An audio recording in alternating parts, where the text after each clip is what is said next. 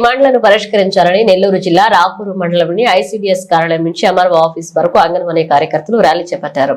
అనంతరం ఎంఆర్ఓ కలిసి వినతిపత్రాన్ని అందజేశారు.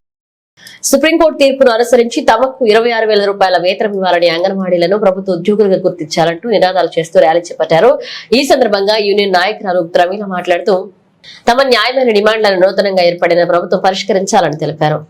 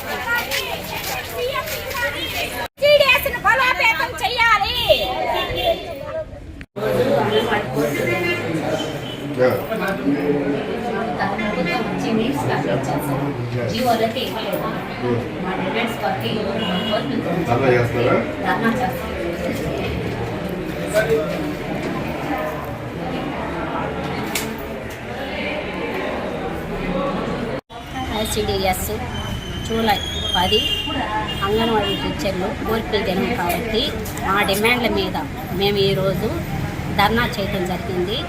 ఐసీడీఎస్ ఆఫీస్ నుంచి రాపూర్ ఎంఆర్ఓ ఆఫీస్ దాకా వచ్చి మేము ఈ యొక్క మెమరాండంను ఎంఆర్ఓ గారికి సమర్పించాము. దీని ఫలితంగా మేము ఈరోజు మాకు కోరికలు తినొచ్చాం కాబట్టి మేము అడిగేది ఒక్కటే, మమ్మల్ని ప్రభుత్వ ఉద్యోగాలుగా గుర్తించాలి. తర్వాత కనీస వేతనం 26,000 ఇవ్వాలి. మాకు పెన్షన్ పిఎఫ్ ఇవ్వాలి. గత ప్రభుత్వం మాకు 42 రోజులు సమ్మె చేసుకొని కొత్త సున్నా చూపించేసిపోయింది. మీన్స్ కాపీలో జీతం పెంచుతామని ఇవన్నీ చేస్తామని మా డిమాండ్ల మీద అన్ని జీవోలు ఇస్తామని నీడ్స్ కాపీ మీద సంతకం పెట్టారు. కాబట్టి ఇప్పుడు కొత్త ప్రభుత్వం వచ్చింది కాబట్టి మాకు చంద్రన్న గత ప్రభుత్వంలో కూడా చంద్రన్న వచ్చినప్పుడు మాకు 6,000 జీతం పెంచిన ఘనత ఒక చంద్రన్నకే. ఇప్పుడు నూతన ప్రభుత్వం ఏర్పడింది కాబట్టి మాకు కనీస వేతనం 26,000 చేసి సుప్రీంకోర్టు తీర్పు ప్రకారం గ్రాడ్యుయేట్ పెంచాలి. కాబట్టి మేము ఈరోజు ఈ సమ్మెని చంద్రన్న వచ్చాడని మేము ఎంతో సంబరాలు చేసుకుంటున్నాము.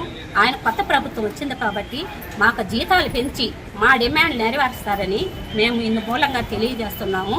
ఈ విషయము ప్రతి ప్రాజెక్టులో ఈరోజు సమ్మెదనం కోరికలు తినం కాబట్టి అందరూ ధర్నా చేస్తున్నారు.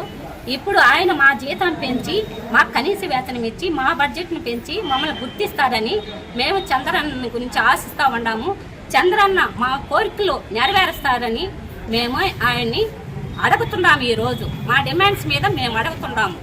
ఇప్పుడు ఎంతో బంపర్ మెజార్టీతో మేము గెలిపించాము. ప్రభుత్వ ఉద్యోగాలు కానీ మేము కానీ అందరం ఓట్లేసి ఆయన మాకు కావాలనుకున్నాము.